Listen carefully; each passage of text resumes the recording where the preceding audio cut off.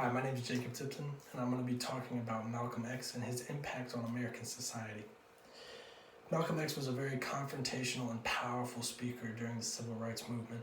He was born in 1925. He was murdered in 1964 for his ideas. He had a lot of ideas and he had a lot of methods and a lot of beliefs, but his main one was Black Power. I'll get into more of that, but essentially it was the fact that there's nothing wrong with being black, which was controversial at the time. The other one of his beliefs was that there should be no segregation and discrimination based on religion or race.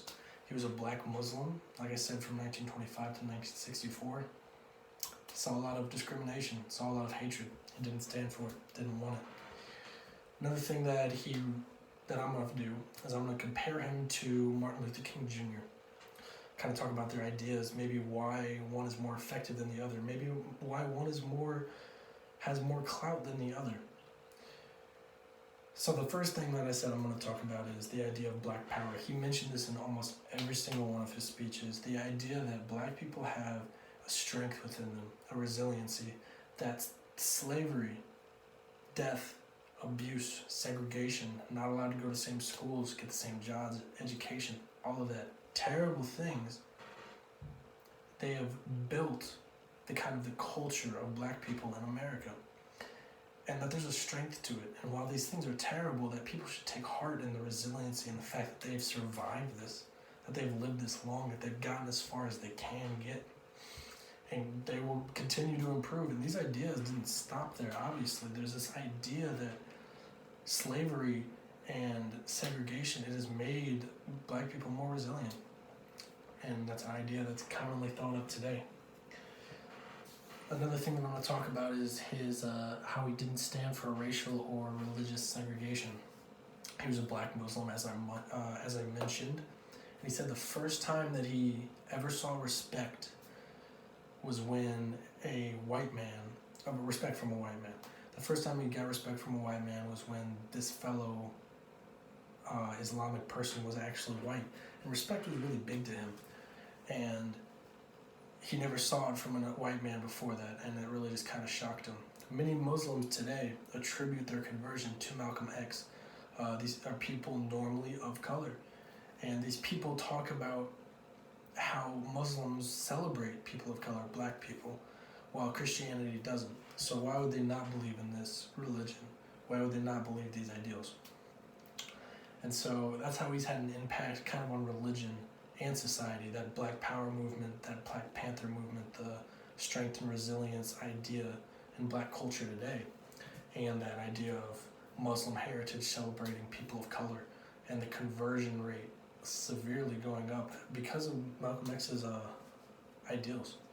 So the final thing that I'm going to do is I'm going to compare and contrast Martin Luther King Jr.'s ideas and his methods with Malcolm X's.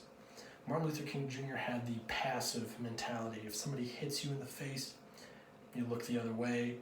If they have that much hate in their heart, they're not worth your time. Malcolm X did not believe that at all. He said, if somebody puts their hands on you, you put your hands on them. One of his most famous quotes is, I don't even call it self-defense. I call it intelligence. So he had a very clear understanding, people had a very clear understanding of what he believed and said, you know what, I'm not prone to violence, I don't want this to happen, but if you touch me, it's on, you know? And that was not Martin Luther King Jr.'s approach at all. Maybe that's why Malcolm X was considered more confrontational. Maybe that's why he didn't get more clout.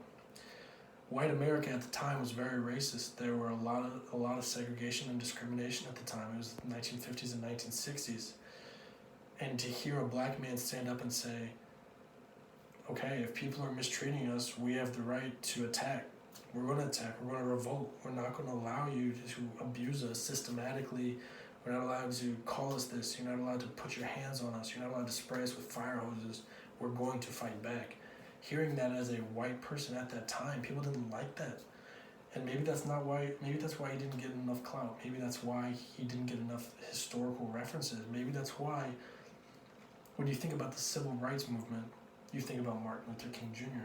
You think about the I Have a Dream speech, the march, And I'm not saying one is better, one is worse. I'm saying we have to consider these things. Why is one thought of way more than the other? Is it the effectiveness of his speeches? I don't think so. They were both very charismatic men, very passionate and powerful speakers, able to influence and move people to do certain things. I don't think it was that. I think it was the society at the time. I think society now, because of what has happened, would be more perceptive to it. I think that Malcolm X's ideas are more commonly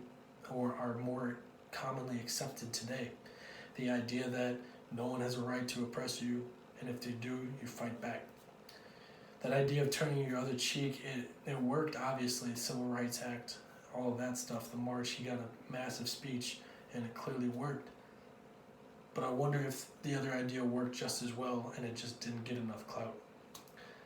I think that Malcolm X's ideas of black power were extremely influential, religious and racial equality, and I think that he was a very powerful speaker, just like Martin Luther King Jr., and that's my speech on Malcolm X.